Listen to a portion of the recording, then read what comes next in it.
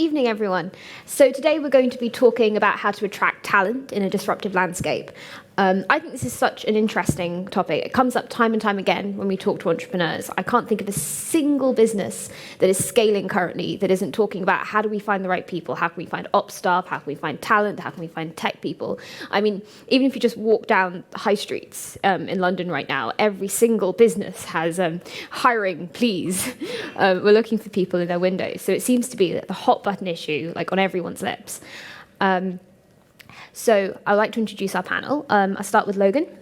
Logan Naidu is a serial entrepreneur. His most recent ventures are Dartmouth Partners and the Kernel Group. They're both recruitment companies. Dartmouth has achieved 30% year-on-year growth and is constantly ranked as one of the UK's fastest growing professional service companies. He's also a trustee at the Thrive Youth Trust. Laura Vosper is the head of talent at Abolishing Support. She's really interested in how talent has become, about how recruitment has a lot of old-fashioned ideas and how we can reform it to stop leaving good talent on the table. And then Ilda. Ilda de Souza is a partner at Kingsley Napley, and she specializes in talent. She's been recommended as a thought leader in 2022's International Who's Who of Business Immigration Law, and she's an expert in visas. So I would like to go to Logan first. What do you find when you're working with companies are the biggest challenges facing people who are looking for talent? I think the starting point in terms of why they're looking, probably stemming your attrition is probably the bigger issue. So we've got people hiring for growth. As I asked there, people, why are you so busy? Is it hiring for growth or replacement? And I think the honest answer is, for most of our clients, the first thing is stopping people leaving, and that would include us as a business as well. And I think getting your story, your narrative, and how you're going to run your business right first is probably more important than working out what your go-to-market strategy is afterwards. So what is the source of these attrition problems? Is it company cultures, or is it just that opportunities are so good elsewhere? That's a good question. I think partly there's probably two things that have happened, and then we've had a pandemic. So you've got a generational shift around how people view the workplace and how sticky your workforce is, and the viewpoint on whether you've got a career or a job. You've had the disruption bit, which is a pandemic, which has caused everyone to think about what work means to them, and then a very, very quick bounce back and recovery adjacent to that.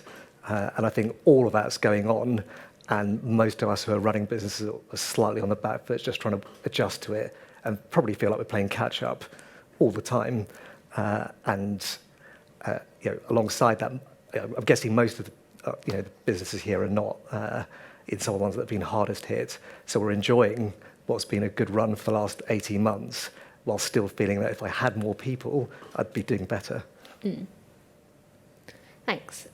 So Laura, what do you think is outdated about most default assumptions about recruitment and hiring and retaining staff? So I think there's three areas, and just to give a bit of context to this, so Abolishing Support, we actually were founded almost 12 years ago. Our founder, Dana, saw an opportunity to connect talent in the legal space that wasn't being used with growing businesses and corporates who needed more support for their in-house legal teams. And I would say that what we sort of tap into, what we see are kind of three areas where, if you like, thinking about talent and careers can be, enhanced. And I would put that into three buckets. I would say it's about where work happens. I'd say it's about when work happens. And I also think it's about employers taking a different view, and workers and learners, about what careers look like. So, we're coming hopefully to the end of the pandemic.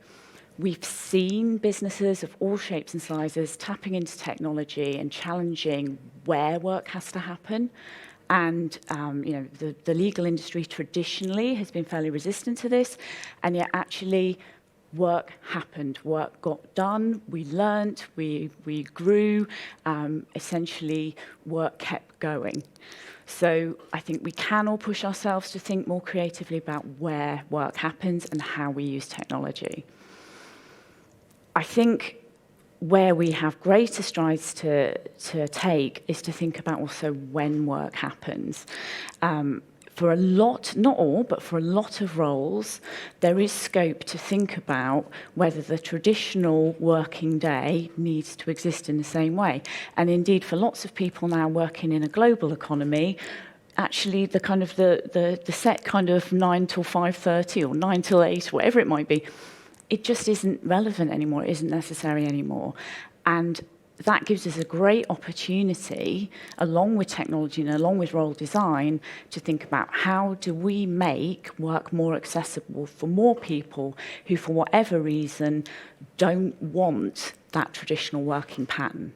And that might be because they're developing a side project, it might be because they have family responsibilities, it might be because they just want to enjoy another part of their life or they're transitioning into another part of their career.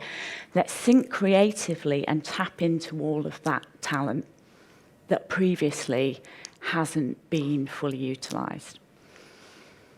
And I think lastly and related is, what does a career look like, and are we pushing ourselves enough to encourage the reinvention that I think we now need? Most of us, hopefully, in this room can expect to work for a good long number of years. It's not realistic that we will want to necessarily do the same thing in the same field for those years. So I think let's be more creative about encouraging career breaks, career changes, reinvention, education and lifelong learning, because we're going to have to. Because actually, as longevity increases, as people have both the opportunity and the need to work longer, we're going to have to do that. We're talking a lot about how more flexibility and more working from home is good for people. What are the ways in which you think it isn't very helpful? I know we were talking beforehand about how often networking opportunities online aren't as good. How do we trade off things like that? I think by being mindful, and I agree, I think particularly as a leader in a business, you do have to pay attention to being mindful about where is the best forum for different types of work to take place? How do you make sure that everybody's included and you're not inadvertently excluding people who've got different work preferences? I think there is a part of technology that hasn't quite caught up.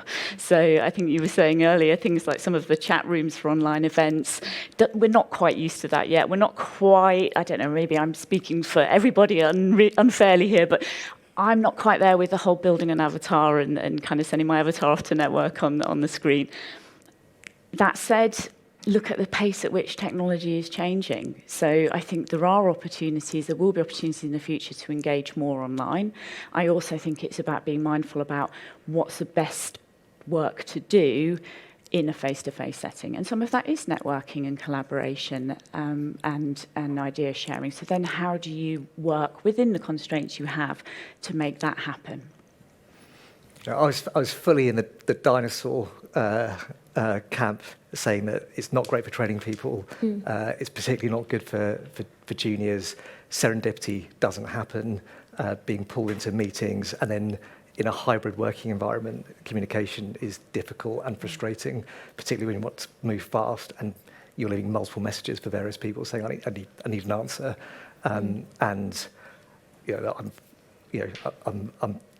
definitely, I've moved slightly. I had my first VR meeting with someone, and honestly, I thought, wow, this could be the future. We played table tennis, and then we had a chat. And I had a bit of motion sickness during it. I thought, well, this could work.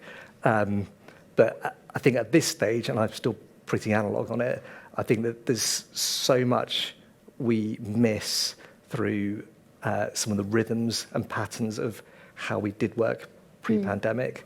And I fully accept the horse has probably bolted and ever going back to how we were. But I still don't think, I think as a business we've adapted to it pretty well, but I still think we miss out on an awful lot. And I think where our workforce is split probably 50-50 between people who've got 10 plus years and a lot of graduates, and it's who's really mentoring the graduates, who can they just observe. It's not formal training. I think the formal training's pretty good. I think but it's that just observation and the pattern of learning, and almost like raising your kids, right? The culture is from you. It's not what you say to your children, it's what they see happen day to day that matters. And I think that's what we're still going to miss at the moment until until we've probably worked out where we are. And we've only really just come out of the pandemic, so I think for us to expect that we'll have nailed it is probably not right. Yeah, a lot of these things are going to, I think, change over the next 5 or 6 years as we're still trying to figure out how this works. I want to bring you into the conversation. So you are basically the expert on visas and immigration, and we've got a lot of changes coming down the track in the next few months. Things like the high potential visa and the innovator visa. What should people expect from these new changes? What should companies be excited about? What should they be disappointed about? Very good question. So, as you rightly say, lots of changes. If you specialise in immigration law, I always say I feel like I'm a ballerina. I'm always on my toes, and that's because immigration really, really does change all of the time. And for those of you that are familiar with the immigration system, you'll know what I mean. But that said, I think the government is very keen to attract and look at helping foreign businesses or individuals wanting to set up businesses in the UK. And with that, they have introduced or will soon be introducing a couple of visa categories over and above the ones they have already. To your point, there will be a visa that they're going to introduce. It's actually coming into force on the 30th of May, called the high potential visa. And clues in the name. Basically, it's aimed at individuals that have graduated from a list of top 50 universities across the world, and it's based on 2 rankings of 2 leading directories. The interesting thing is that the list was just quite recently published, and because they've removed, if you've studied from a UK university, they've removed the UK universities from the list. So it's no longer 50, it's actually less than that. And interestingly, you had to have graduated from these top 50 within the last 5 years. So the list, if you're very interested, happy to share, it's on the Home Office website, has literally got those universities predominantly from the States, a few from Canada, you've got 2 from Singapore, Japan, those countries, none from India, which surprised me because I'm thinking, in the tech industries, quite a lot of people coming out of India, not on the list. But yes, that visa category is going to be introduced and rolled out on the 30th of May.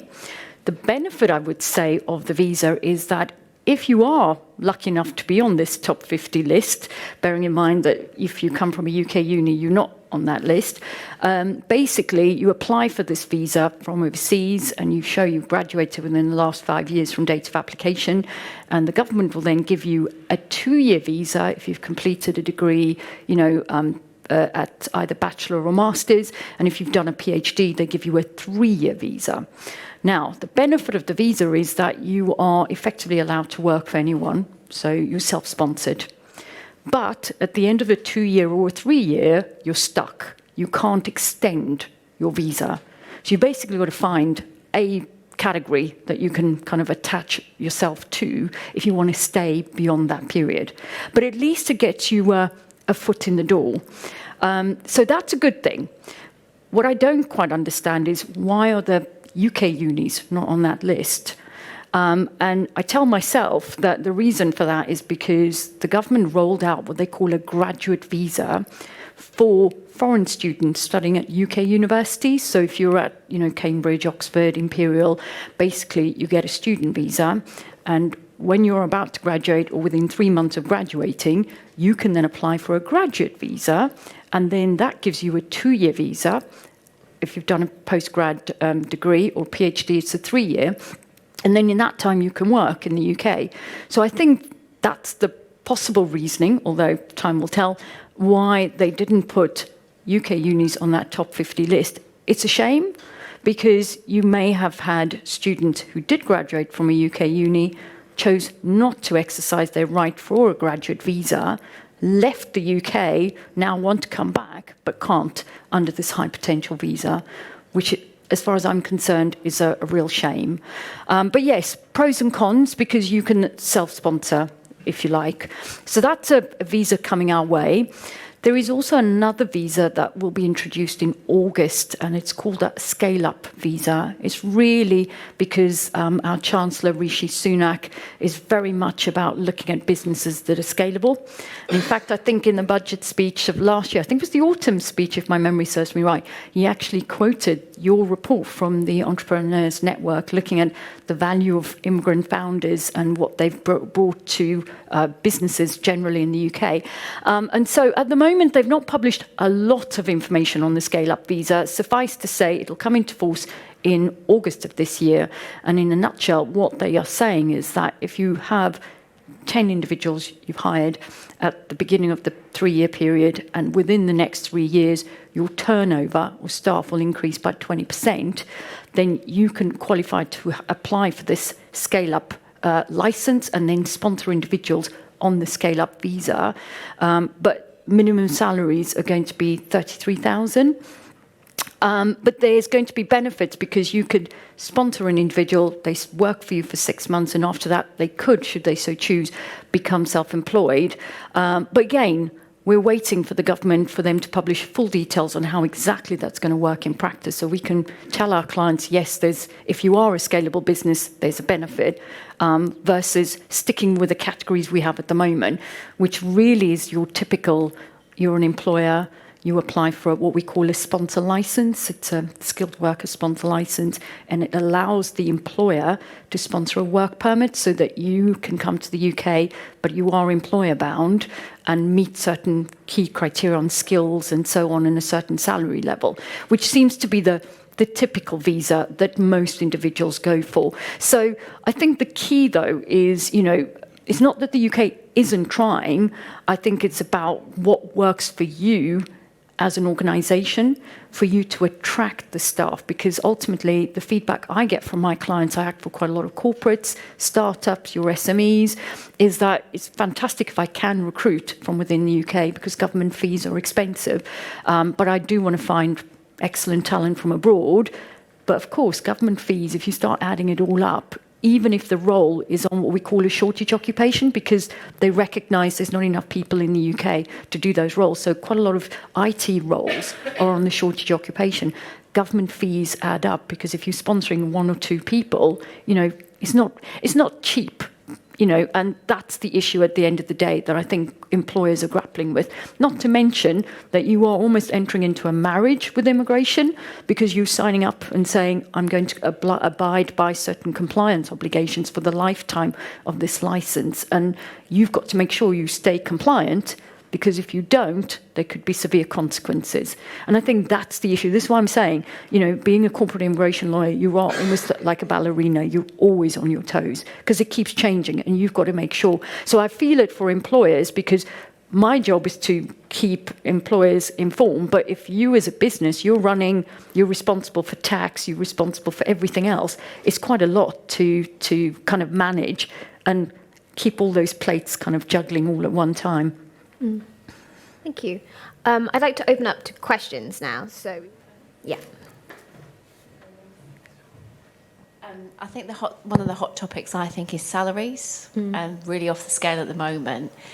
Where do you sort of see that sort of stopping? Is that going to, we've got people that are in situ jobs that are underpaid, but obviously people wanting to come into the business, they want a higher salary. So sort of how do you see that sort of panning out in sort of trying to balance that? It's really difficult at the moment. Okay. And expensive. Very expensive, yes. Okay, Logan, I'll direct that to you first. Inflation, salaries, what's going on? I don't know what your business is, but assuming we're within sort of broadly the knowledge economy and professional services, I think we've obviously got a supply issue, and I don't think that's going to end for a while. So it's really interesting saying where can we get different supply from. So there's been a documented exodus of people in their mid-50s out of the workforce. We've got record employment. It's 3.5%, and I don't, despite the macro picture looking foggy at the moment, and this would probably be a different tone if we were doing this a month ago. I think actually pricing for knowledge workers, they're going to hold the cards a short, sharp recession may not be a bad thing for all of us who haven't seen anything for a while. We've been propped up with lots of government money for a long time now. But I think systemically we have an issue in the white-collar workforce, particularly in the UK, around we just aren't getting enough people out of education who are ready for work. And then, I said we're not going to talk about it too much though, but Gen Z in terms of their view on their careers and how peripatetic they are, I think is very, very different to my generation where I didn't have a 10-year view, but I certainly thought that working to partner or MD was aspirational for me, and I don't think that is anymore. So I guess there are two inputs to this problem. Like, we need to find a way to maybe upskill the current level of talent or to encourage them to go into certain industries. And we also need to find a way to get more people from abroad or talent that we can't access from other places. So on like the immigration thing, what reforms do you think we would want to apply in order to get more people in the industries that are struggling to hire right now in? It's a tricky balance because what the government will usually tell you is, look, we'll lobby, we'll put the roles on the shortage occupation, and then it's down to an employer at the end of the day to try and find people wherever they are in the world. I think we've certainly put forward the argument of, well, this is the reason why these roles are now on the shortage occupation. And it's down to the government to make sure that the future talents of this world, for the children of this, education now will be focusing on STEM or whatever else shortages. But it's not a quick fix. And I think that's the long term. How you kind of square that circle is a very difficult one. But yes, absolutely. Looking at shortage occupation, expanding that and trying to see whether you could upskill quickly. Some jobs aren't, certainly clients that we represent, those that are looking at, engineers that are experts on CRISPR. Not many people are experts in that field. So you're competing with the same amount of people. There's only a small pool that does the same thing. So it's not easy.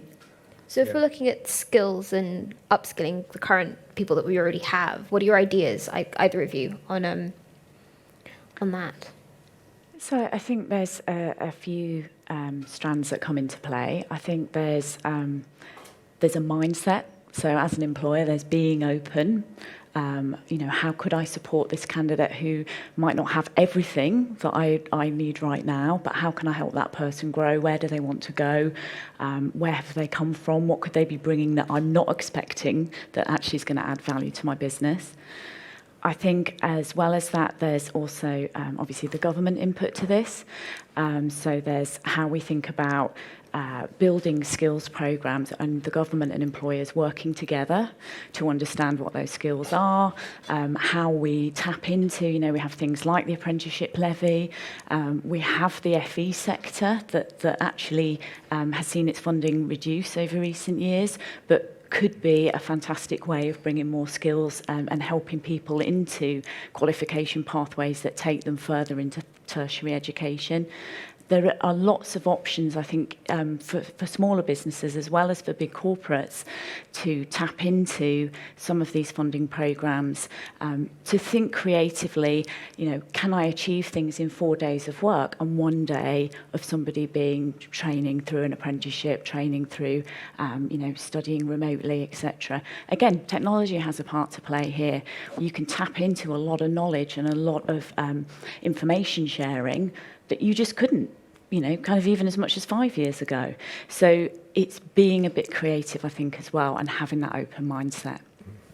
But it doesn't solve the urgency right now of we need people, which is where the pricing issue comes into play. It doesn't. I do think flexibility has a part to play there, though. And I also think the other thing to think about when you're attracting talent to your business is also, your values and your purpose, and what are you inviting those people to be part of? Because I think, and you sort of touched on this, particularly as we look at Generation Z, we're looking at a different set of motivations for a lot of people. And similarly, and I'm not going to be ageist about this, similarly as well with older people who are in the workforce, who maybe don't want to necessarily work full time, but still have a lot of value to add. So I think, again, it's thinking about, and you'll forgive me, I'm Yorkshire born and bred, so I hate waste, and I always like to think, how do you cut your coat to your cloth? How can you think creatively to make the most of opportunities and to make the most of the talent that we do have? Yeah. I think that's really interesting. My suspicion with Gen Z, we one of our business units, we pick up around about 10,000 undergraduate CVs a year, and we'll face-to-face meet 4,000 undergrads a year. So we put a lot of horsepower and labour into meeting people, and we then collect the data set around what people want coming out of university, how that changes in the first couple of years. I think they've got two things here, and this one's going to sound a little bit arrogant. I think culturally, yes, has it changed? Does Gen Z want something slightly different? Do they articulate it in a different way? The answer is yes. Will that change once you buy a house, once you get more responsibility? I think yes. I think we all revert to the norm, which is basically aspirationally, what do I want, and what do I want from the next generation, and your kids. And there is a reason why we all become more conservative as we get older. And secondly, I think that, I think we're all more open and around culture and values. And I think this is really important. I think it's moved forwards. I think, but I also think that coming out of university, you still don't know what you don't know, and so I think there's still a lot of learning. And increasingly, it's not that I don't think they're naive. I just think that they still don't know themselves, as a 21-year-old. And so, I said this to someone. I think if you ask someone, what do people want? It's like Henry T. Ford's thing, right? They want faster horses. I don't think people know what they want out of the workplace when they start work. And I think that flexi working is quite high on the agenda.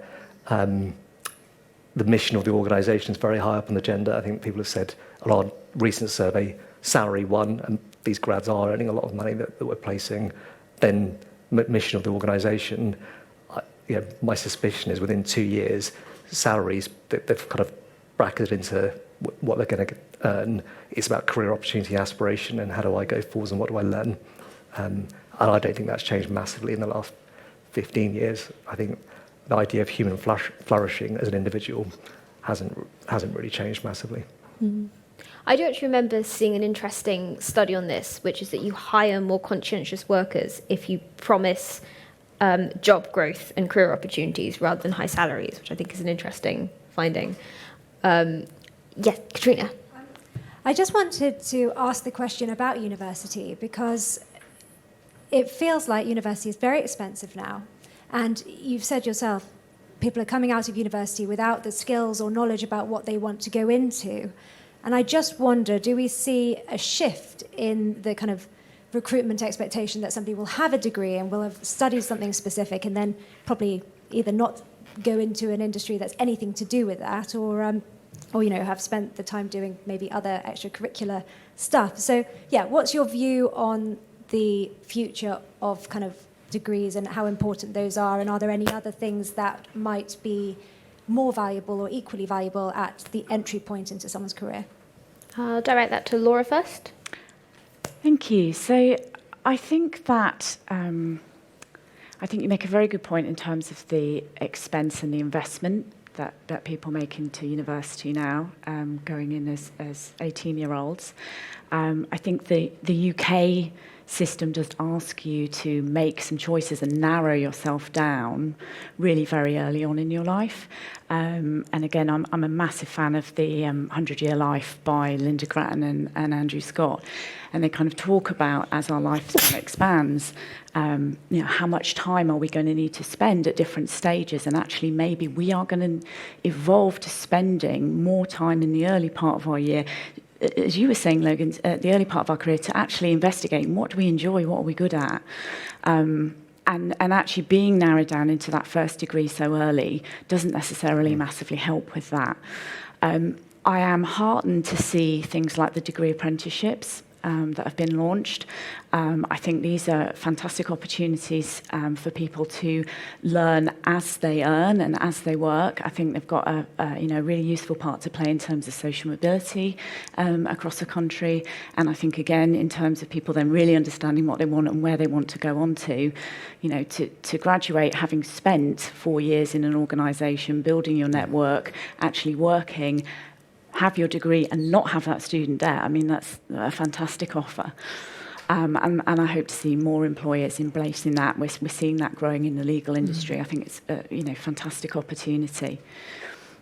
I do think that as well, we should still, though, be encouraging and maximising the opportunity for as many people as possible to enjoy university education, whether that's at 18 or whether that's at 35, which is what one of my sisters is just about to finish her first degree, or indeed whether that's 58, because actually we should really be valuing lifelong learning.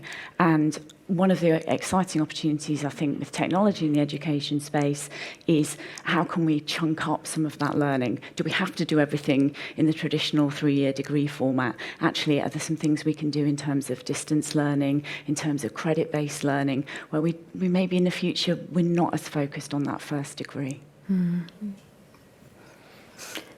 If I can say, as a parent, but equally as an employer. So my son is at university, and I think he kind of made the decision he was going to go because his school, where he was before, they offered work experience. So he was lucky enough to actually be spending time in various organisations to get a feel for what it was like to be in the environment that he chose to study. So I'm really grateful for those experiences, and it's a shame that schools across the UK are not offering kind of same or similar, just for children to get a real feel about what is it to be like in a workplace.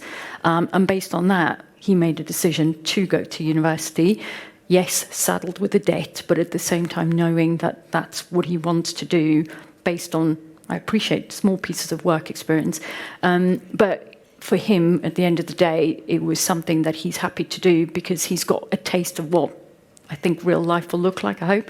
But then equally, on the flip side, as an employer, students coming out of university are very much people, certainly in the legal profession, feels like it's a vocation, something that they're really keen to do and that they've kind of felt from a very young age. So again, they've had role models. All the people I've certainly interviewed that are interested in the legal profession have had a role model, some person that they really admired, and that's what prompted them to go into the legal profession. So I think it is really based on, influences, who are the role models, what experiences they've had that shaped them, whether in school, to lead them on to make a decision about where do they go if it is going to be tertiary education.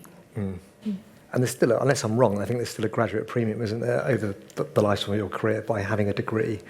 I think in terms of talent and how we find more people, I'm very pro working degrees, and you look at the big four around the corner who are hiring a lot of people who would otherwise think about going to university. I think the cost and the debt is increasingly something that people need to think about more carefully. I guess the opportunity cost of working versus studying is increasing, and it's not going to be an option for as many people as it was certainly my generation because fees have spiked. I think for most firms, being able to hire and train 18, 19-year-olds, just that 2 or 3 years does make a big difference, right? And actually, I think we've got 5 placement students joining this summer, and because of the way that working minimum wages, etc., London living wage, the delta between hiring them and hiring a graduate is not huge. And my comment was, well, why aren't we just hiring 5 other graduates? And actually, the pushback was we can't find them. I think we've got 30 odd grads joining this year, 5 placement students, but it's like, it doesn't make sense. But I do think if you hire, look after them, you've still got the conundrum as an 18-year-old. How well do you know yourself? But I think that will be a route for people not going to university. And my kids are a bit younger, and it is a live debate in our house of, do we really expect them to go to university? My wife is a hard yes on that, and I'm actually slightly indifferent. I think there was another extra interesting part of Katrina's question, which I think lots of universities are struggling about now, which is some people go to university not really knowing what they want to do, and therefore university for them, the job is to instill like a framework of how to learn and like a generalist understanding of the world. And for other people, where they want really specific skills like CRISPR, like you were talking about, the 3 years should probably be spent acquiring those specific skills. How do you think we should mediate the difference between those different kinds of students when they are going into education? It's a difficult question to answer. I think at the end of the day, it starts with the schools, isn't it? Because if you've got good career guidance counsellors, you've got good support at school, you're able to kind of channel children who are very keen, in the STEM subjects. I think if you get to university and the discussions are being had at that point, perhaps it's too late already. You have to start at school in terms of supporting and kind of progressing and identifying who are those children, what support they need. Not every child's going to go to university, and that's perfectly fine, and we need to have the skill sets that we think we need, but at the same time, it's what the children want to do, because at the end of the day, they are the ones that have to be really happy in what they do. I think there is also a piece about universities considering what their role is as well. And you see a lot of the universities now thinking about their role in their community and in the wider community, and how they can create opportunities for people to learn and discover about themselves as part of that programme, whether that is through industry placements, whether that's through volunteering, whether that's, what might be travel abroad. There's a way to create a lot of different experiences. And I think it is about encouraging those students who go to university, perhaps not with the, yes, I want to graduate and then do my LPC and go into a legal career, to help them make the most of being there. Because, as you were saying, it is a commitment, a financial commitment and an investment that, a lot of us were fortunate enough to be at university in a time where that wasn't the same case. So you do have to think about it seriously, and I think then it's about making the absolute most of every opportunity that's on offer, and also the universities really seeing that as part of their role, to create those opportunities, not just deliver the set hours of education. Yeah. And I think with the fees, they're being judged on employment rates afterwards. But let's be honest, my wife's an academic, so I think I can say this. They're not great at giving you career advice, right? You've got people who've worked in academia largely all their life. She's very good on the Old Testament. She's not very good on the working world. Related topic, I guess, diversity and inclusion, specifically social mobility. So we're talking about a white-collar talent shortage. I think there's probably a large part of the country that would like to have access to these well-paid roles and jobs that quite possibly have the ability and talent to do so, but possibly see it as a bubble that they can't penetrate. How do we level up the country as employers, as business leaders, to give opportunities to people that don't necessarily get access to those jobs or see them as accessible? I reckon it's probably... Boris keeps saying it will happen, right? I don't think that's down to corporates, or I think it's down to education, and education being about opening. If you assume that if you're from an environment, in London we're pretty privileged generally, right, but where your window to the world is more narrow, I think education's got to be the route for opening up your eyes to what's possible. And you know, both my parents are immigrants, and you know, the reason why our lens in the world, and I think why immigrants' lens in the world is so focused on education, is your route to opportunity. And it, you know, I think if I look at some of the North London private schools and the focus on education still from first generation parents who, you know, if I say that school's a hothouse, it is their route for, that's the one way of giving our children a better life and opportunity. And you know, assuming that the demographic you're talking about not going to private schools, we've got to improve the state education in this country. Mm-hmm. I can only speak for my firm, but what we've tried to do is we've actually created within our firm the social mobility group. I'm one of the members, and we've implemented lots of processes where we will go out and invite, you know, all applications from any child in terms of offering work experience, no matter where you come from, which school you come from. So just to give them that kind of taster of what it's like to work in a law firm, firstly. Our applications, we've all had unconscious bias training. We try and do the rare where you look at CVs, not looking at private schools, that kind of stuff. You know, trying to take that step back, because we do recognise it's really important to, you know, if we wait for Boris, I think it'll take many years before anything happens. So doing something as an employer and taking matters into your own hands is probably the best way forward at the moment. I would agree with that. I think there are things that employers and corporates can do. Whilst I second your champion of education, you know, there are things in the here and now, and I think that that flexibility and remote working do have a part to play. You know, we've been lucky enough, in a strange way, to talk about being lucky in the context of the pandemic, but we've welcomed people in our central team at Obelisk who are based in Scotland, who are based in the Midlands. You know, we have now moved being completely remote first in our central team. We have consultants all around the world, so we are able to create opportunities for people to work who might not otherwise have thought they could have found their way to our organisation. And I think, you know, being open to the sort of flexibility in terms of when people are working as well, so being able to create opportunities for people to stay in work who might otherwise feel they need to step out because of their family responsibilities, for example, or because of their health. You know, there are ways that you can use flexibility and remote working to help with the diversity and inclusion agenda. I'd strongly encourage mentoring.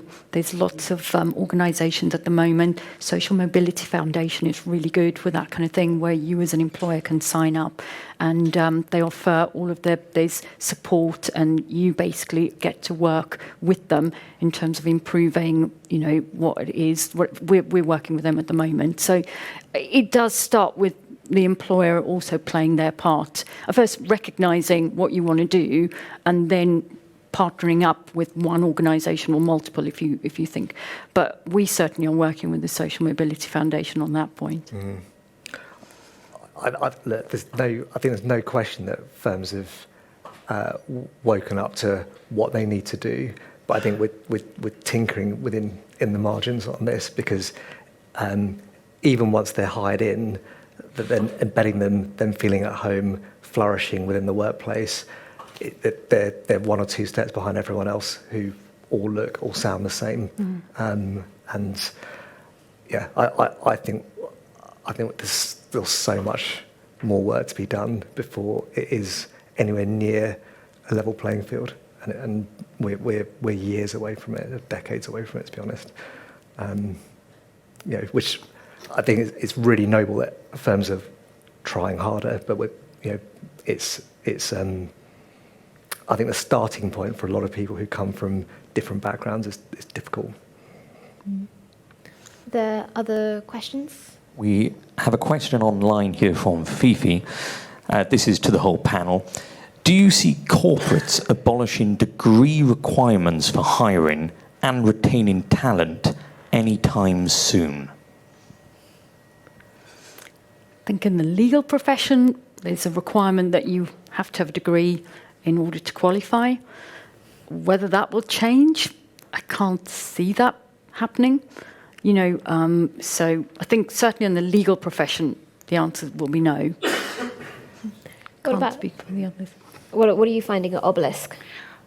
So I think it's very important when you're writing a job specification to make sure that you don't start from a default, so that you do think very carefully, is a degree essential to do this role? Is it really?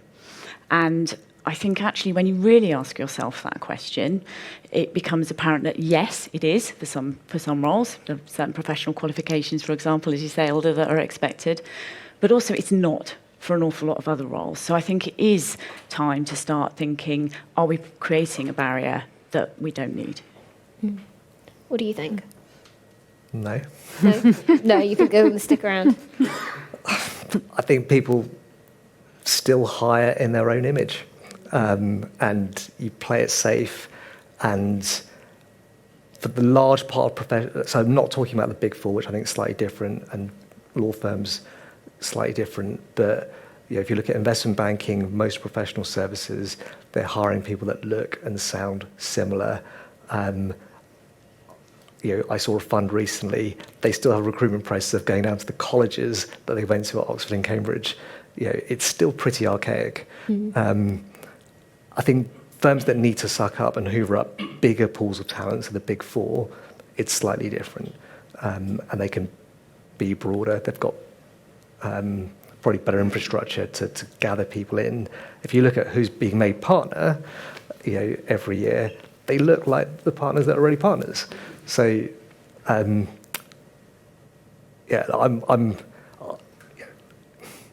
think the fact that it's on the agenda shows that we're making some progress. The fact that there are a few role models here and there shows that we're making some progress. But if anyone read the Times today, and the CEO of Aviva talks about the sexism that she got at a shareholders meeting, that's an insight. She's a FTSE 100 CEO. That's an insight into where we really are, I think. So it sounds like you think that companies are therefore leaving like a lot of talent and a lot of opportunity like sort of on the table by making this mistake. Is this like a place that your business is maybe exploiting the gap, or do you just have to do what they you mostly just giving them what they want when they want people who are like them? So look, ultimately, I think the money talks. And so where we work for a lot of private equity funds, 10 years ago, it would be nice to hire women. Everyone in the last fundraising cycle, American institutions are saying, what does your gender mix look like? Suddenly we need to hire women, right? And so that's risen up on the agenda because there is a financial impact on your fundraising, where things are being scrutinised more openly. So pay and what does that look like? I think people will move where there's an economic cost. And I don't think there's necessarily a bad thing to that, right? Ultimately, if you look at the pressure people are under, they've got to deliver for their shareholders. So I think it's quite unfair and harsh to judge people when they're focused on delivering profits. And I think where there's a profit motive and incentive, that will lead to different outcomes. And look, where I've been sort of cynical, I think we are moving in the right direction generally. It's still at this stage, I think, largely narrative rather than action. I think if I may just to come in there just with maybe a couple of more optimistic points. So, and again, forgive me, the legal sector is where I spend most of my time, but, heartened to see in the sort of latest rounds of partner makeups, actually some significant progress in the number of women being appointed to partner. That has traditionally been a real gap for the legal industry, and there is movement there. There's definitely much more to do, and it's definitely not just about gender, but there is movement, there is commitment to things like social mobility, broader diversity and inclusion.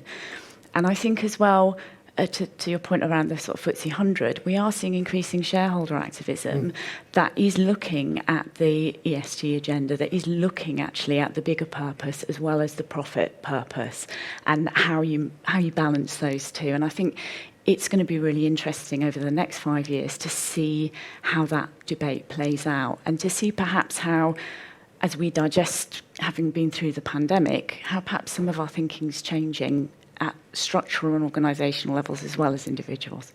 Or perhaps I'm just hopelessly optimistic. I'm hopelessly pessimistic. But thank you once again to our panellists and for everyone joining us tonight in person and online. Thank you. Thank you.